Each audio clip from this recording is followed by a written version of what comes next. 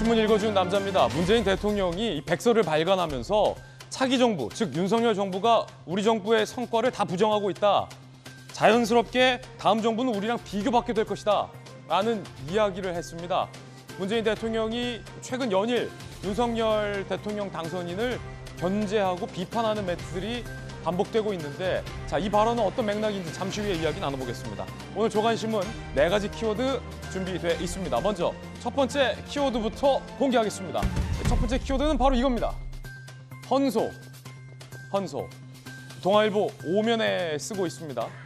과연 헌재는 검수완박법에 대해서 어떤 판단을 내릴지 상당히 궁금해집니다. 동아일보도 이게 궁금했습니다.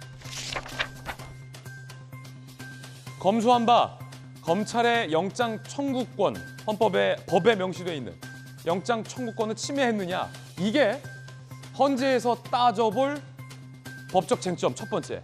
두 번째는 민영배 민주당 의원을 탈당시켜서, 위장 탈당시켜서 무소속, 더 나아가 야당 몫으로 둔갑시킨 것, 국회법을 어겼는지 절차의 문제점.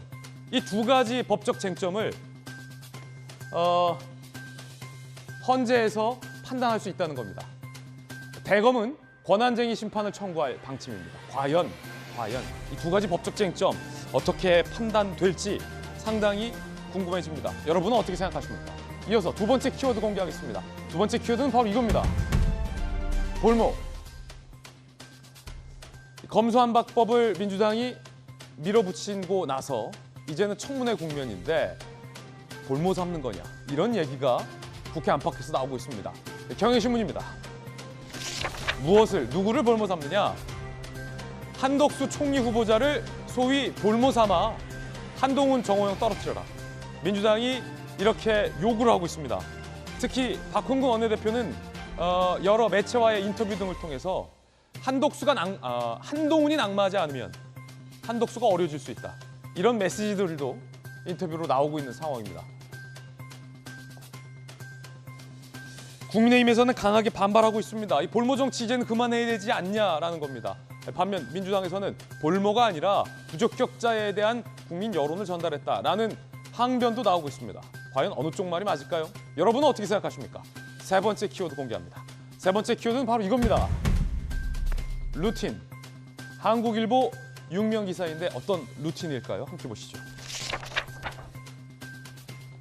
한미 정상회담 앞두고 역시 북한이 도발을 했습니다. 탄도미사일을 쐈는데 이 예견된 도발이라는 분석이 많습니다. 청와대도 인수위도 북한을 규탄하는 한 목소리를 냈습니다. 이종섭 후보자 인사청문회 날 발사했다. 이거 다분히 의도적이다. 핵 무력 시간표 맞춘 도발이다라는 겁니다. 그런데 북한이 같은 날, 저 사진 한번 보실까요? 문재인 대통령과 북한 김정은의 정상회담 화보를 발간을 했습니다. 한쪽에서는 미사일 쏘고 한쪽에서는 화보 만들고, 뭐 하는 짓입니까? 이중 메시지입니다. 윤석열 정부는 길들이기라는 포석인데 너무 구태의연합니다. 북한의 이 같은 수법 너무 뻔합니다. 국제사회의 규탄 목소리만 더욱더 올라갈 것으로 보입니다. 네 번째 키워드 함께 보시죠. 네 번째 키워드는 바로 이겁니다. 행복. 중앙일보 1면. 오늘은 어린이날. 그냥 어린이날이 아니라 100주년 어린이날. 우리 어린이들 얼마나 행복할까요? 중앙일보입니다. 50년 사이에 아이들이 행복해졌을까 궁금한데, 아이들 책가발 속엔 교과서 대신 학원 문제집하고 태블릿 PC와 마스크가 있다고 하고요. 아이들 도시락 안 싸죠? 학교 급식 먹고. 팽이랑 구슬치기 놀이하던 아이들이 수학학원, 영어학원 가느라 바쁘다고 합니다. 온 가족 모여서 흑백TV 시청하던 모습은 방에서 혼자 PC로 유튜브, 태블릿 PC로 유튜브를 보는 풍경으로 대체됐는데, 도시락 대신 학교 급식, 교과서 대신 태블릿 PC 쓰는 아이들이 50년 전보다 더 행복해졌다면 다행인데 과연 그럴까요? 이게 걱정입니다. 지금까지 신문 읽어주는 남자였습니다.